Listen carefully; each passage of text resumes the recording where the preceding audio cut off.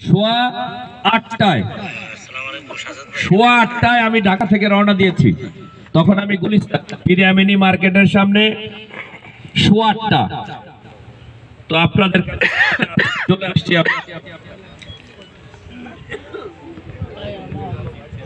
আল্লাহর অশেষ রহমত।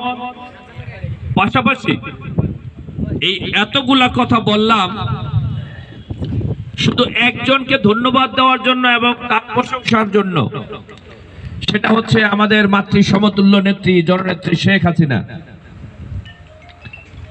একমাত্র শেখ হাসিনার কারণেই এটা সম্ভব হয়েছে।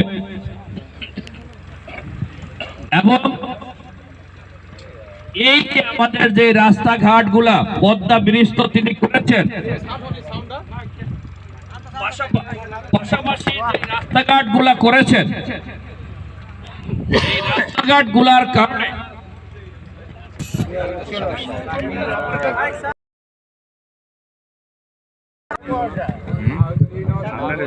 টেপ লাগাই দে।